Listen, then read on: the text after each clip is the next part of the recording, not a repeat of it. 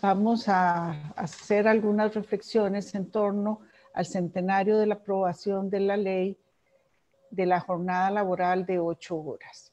El Congreso Constitucional de la República de Costa Rica decretó el 9 de diciembre de 1920 lo siguiente. Artículo primero. Fíjase en 8 horas diarias el trabajo normal que puede exigirse a los jornaleros, artesanos y demás trabajadores de las fincas, talleres y otras empresas similares, y en 10 horas el de los dependientes y empleados de comercio y de oficinas. Los jefes, patrones o empresarios fijarán el jornal diario o el sueldo mensual de acuerdo con la jornada que aquí se fija. Artículo segundo. El trabajo que ejecuten las personas dichas en el artículo anterior fuera de las horas normales estipuladas se considerará como extraordinario y deberá pagarse así el 25% más del jornal o sueldo corriente por las 3 primeras horas de trabajo extraordinario y por las restantes el 50% más por lo menos. Artículo tercero. El número de horas de trabajo diario no pasará de 15 y es necesaria la constancia de buena salud del obrero en este caso. Este decreto puesto en vigencia luego se fortalecería mucho más con la Ley de Salarios Mínimos de 1933. Pero como la historia no comienza con una ley, trataré de explicar brevemente el contexto en el que se aprobó la legislación de las 8 horas laborales en Costa Rica. Con este decreto culminaron una serie de huelgas que venían sucediéndose desde febrero de ese mismo año, 1920, que buscaban además el aumento de un 20% del salario. De lo que hoy vamos a conversar tiene que ver con dos derechos, el derecho de huelga y el derecho de organización colectiva. Y yo lo primero que quiero apuntar acá y que me parece que es central es que el derecho de huelga, el derecho de sindicalización, el derecho de organización laboral no constituye una concesión de las clases dominantes. No, que por el contrario, estos derechos que hoy están estipulados en el Código de Trabajo y sobre los cuales me voy a referir más adelante, han sido producto de la confrontación social, han sido producto de una serie de huelgas a través del tiempo.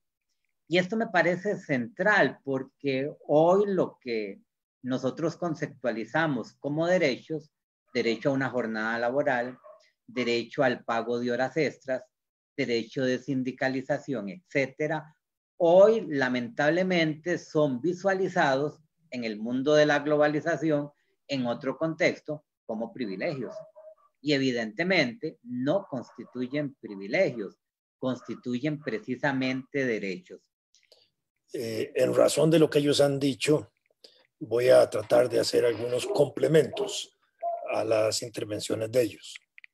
La primera pregunta que yo me hago es ¿qué hizo posible las huelgas orientadas a obtener la jornada de 8 horas de trabajo en Costa Rica?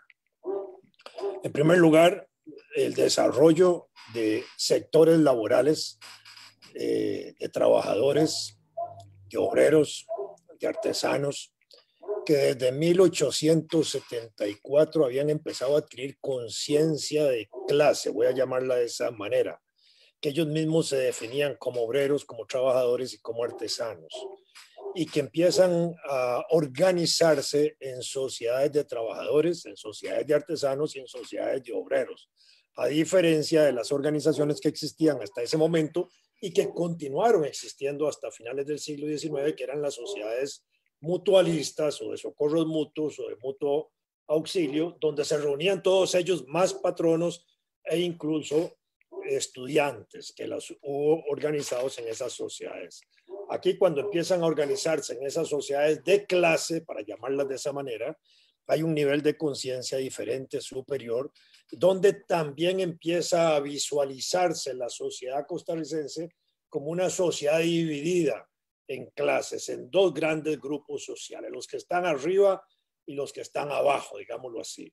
Y eso se va a expresar poco tiempo después, 1886, 1893, cuando el último rector de la Universidad de Santo Tomás, Félix Arcadio Montero, impulsa primero un partido de obreros y artesanos en 1886 y luego el Partido Independiente Demócrata, que llama a organizarse a los chaquetas, a los descamisados y a los descalzos contra los levitas, los que están arriba, y el Olimpo, los dioses superiores. Y ahí todavía queda más marcada esa diferenciación social de la sociedad costarricense en grandes grupos sociales.